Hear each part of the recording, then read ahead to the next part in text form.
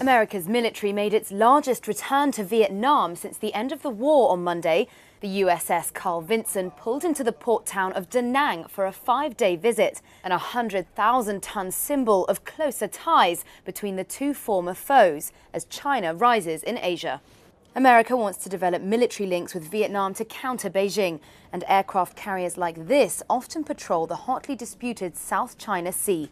And while sources say Vietnam's leaders want to stand up to China on the ocean, they're also taking pains to keep relations cool with their giant neighbour.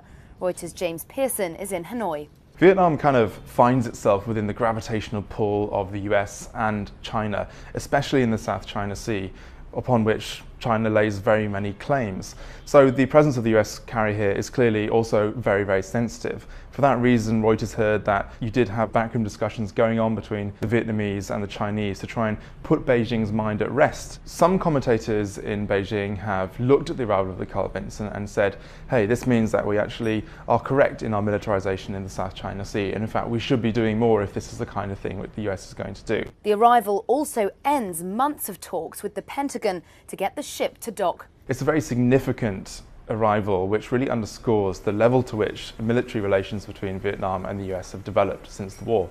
We're going to see about 5,000 soldiers on board, many of whom will come ashore. They're going to meet their Vietnamese equivalents, and they're also quite poignantly going to be visiting the treatment centre for victims who were exposed to the Agent Orange chemical during the Vietnam War. As of Monday, there's not been any major outcry from Beijing over the visit, suggesting Vietnam's efforts backstage worked to put China at ease.